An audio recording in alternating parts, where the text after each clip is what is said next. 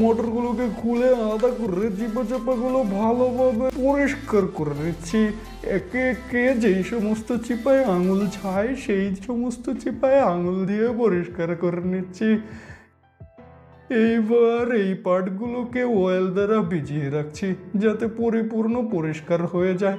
উপরের পার্টগুলোতে একটু জং টং লেগে থাকায় গুনার ব্রাশ দিয়ে ডলে নিচ্ছি। অয়েল থেকে এই মেশিনগুলোকে বের করে দেখলাম ভালোই ক্লিয়ার হয়েছে। সবগুলো পার্টকে একটু ব্রাশ দিয়ে ডলে নিচ্ছি যাতে ডাস্টগুলো চলে যায়। এবার সবগুলো পার্টকে কালার স্প্রে করার পালা। কালার স্প্রে করে নিচ্ছি। এই পার্টটা যা জোস লাগছে, রেড কালারটা সেই লাগতেছে। সবগুলো পার্টকে কালার করে একত্রিত করে নিয়েছি। এবার ফিটিং করার পালা। অল্প কিছুক্ষণের মধ্যেই ফাইনাল রেজাল্ট দেখতে পাবেন। একে একে সবগুলো পার্টস যেটা যেখানে ছিল সেখানে রেখে আমরা ফিটিং করে দেব। নাটগুলো ভালোভাবে টাইট দিয়ে নিচ্ছি।